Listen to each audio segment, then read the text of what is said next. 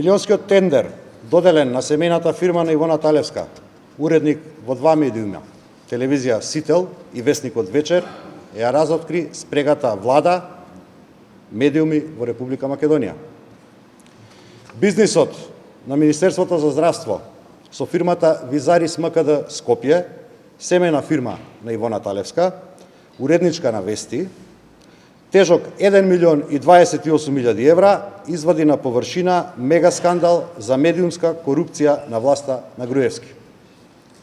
Бидејќи самиот министер Тодоров го призна случајот со неговиот подпис на милионскиот договор помеѓу Министерството со кое раководи и уредничката бизнисмен Ивона Талевска, го повикуваме Никола Тодоров да не се правда со тврдења, туку итно, јавно да ја објави тендерската документација, сите понуди, банкарските гаранции и подпишаниот договор. Многу прашања бараат одговор. Еве неколку од нив. Во огласот за доделување на јавна набавка од фирмата што конкурира се бара вкупен обрт од 10 милиони денари во последните 3 години. Со оглед на тоа што фирмата Визарис МКД до објавата на тендерот постоела само 1 година и 9 месеци, дали била во можност тоа да го оствари? Во огласот се бара фирмата што конкурира во последните 3 години да направила најмалку 3 договори од ваков вид за набавка на медицинска опрема во Македонија или во земји членки на Европската Унија, Соединетите Американски држави, Канада, Австралија и Јапонија. Дали за година и 9 месеци Визарис МКД успеала тоа да го постигне? Дали Визарис МКД има 3 препораки од купувачите за реализираните договори како што бараат условите од распишаниот тендер? Овие и одговорите на сите други прашања Тодоров и ги должи на јавноста за оваа скандалозна бизнис сделка. Дури и во вчерашната изјава Тодоров избегна да го изговори името на Ивона Талевска како собственик на фирмата Визарис МКД.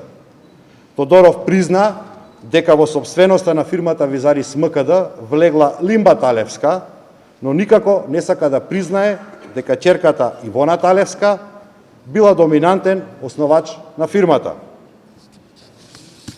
Еве го тој документ.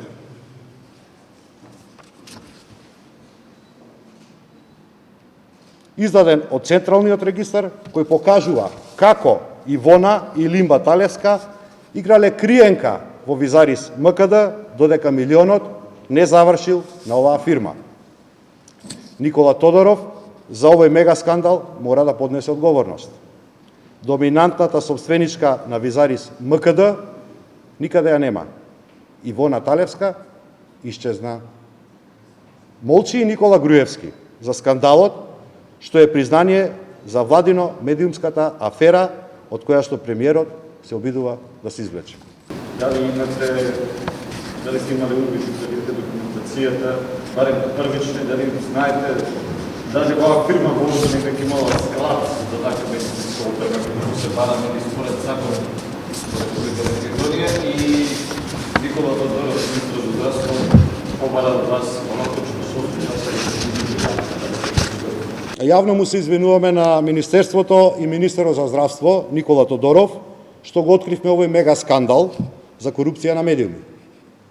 Му се извинуваме на министерот Тодоров што со факти и аргументи покажавме дека Ивона Талевска била доминантен собственик при основањето на фирмата што добила милионски бизнис од неговото министерство. Се извинуваме што направивме ненамерен превид само во однос на годината, иако тоа не ја менува суштината на овој скандал. Само за тој дел, околу временскиот период, односно околу годината кога Ивона Талевска се повлекува од фирмата, се извинуваме и се повлекуваме. Бидејќи, како што споменав, тоа не ја менува суштината. Истовремено го повикуваме министерот Никола Тодоров за овој мега корупцијски скандал да понесе одговорност.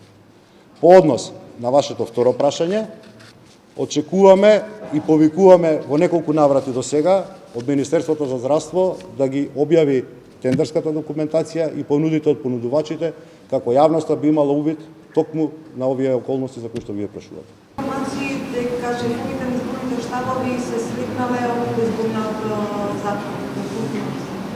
Значи, за да има шефови на изборни штабови треба да има распишани избори, дали ќе бидат во Македонија распишани избори, зависи од тоа дали ќе биде постигнат договор во рамките на работната група. Денеска е закажана, денеска вечер е закажана средба на работните групи. Се уште не е постигнат договор, значи денеска вечер е закажан состанокот.